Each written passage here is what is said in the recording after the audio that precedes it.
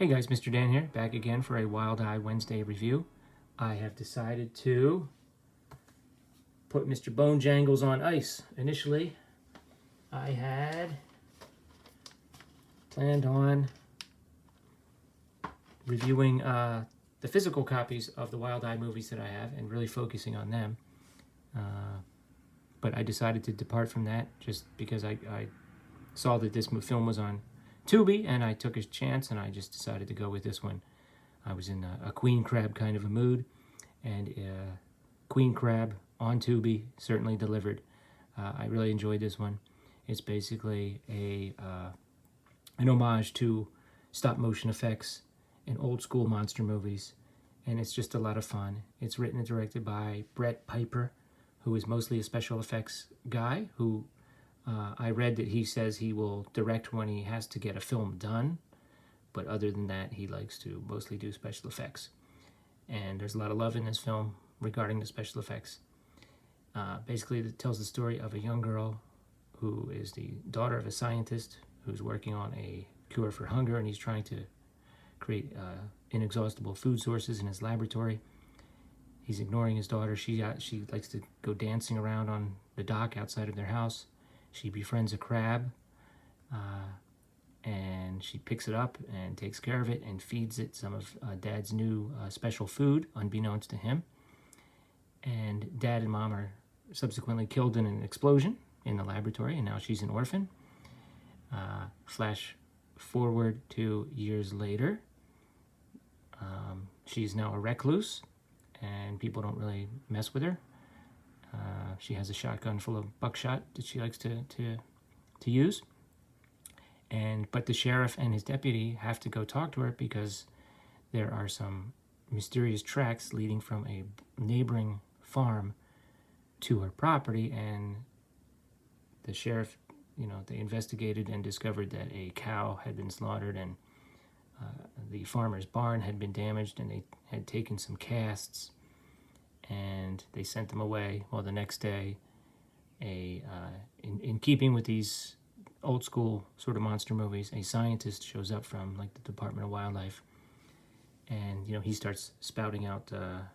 Eventually, they determine that it is a giant crab, I'm pretty sure you guessed that. So she's taken care of this crab all these years, and now she has a bond with it, and she's protecting it. That's why she's so secretive. So the scientist is there to, share some facts with us. Somebody says something like, oh, I didn't know crabs lived in a lake, and he chimes in with, oh, yes, there's over 1,200 species of lake crabs. And unlike their ocean-going counterparts, they actually care for their young, things like that. So that's kind of fun, because that's the way those old-school movies were. There was always a scientist who kind of showed up. I'm not going to go into the plot details. There's a bunch of locals that hang out in a bar. Our hero, or heroine rather, has a friend from her past that shows up and tries to sort of bring her out of her shell. And, several people are attacked by the giant crab. It then becomes apparent that the young lady still has a bond, almost like a telepathic bond with the crab. And just as she danced when she was a child, now she dances to sort of bring the crab out of the lake, except now she does it in the nude. It is, however, not one of these movies that has a lot of superfluous nudity. It's kind of implied.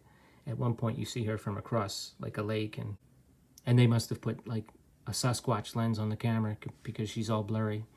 But there are several encounters with the crab. What I like about it is, again, the old school stop motion effects are fun. They do switch over to some practical claws. A couple people get attacked, and again, that is in keeping with the older creature feature films.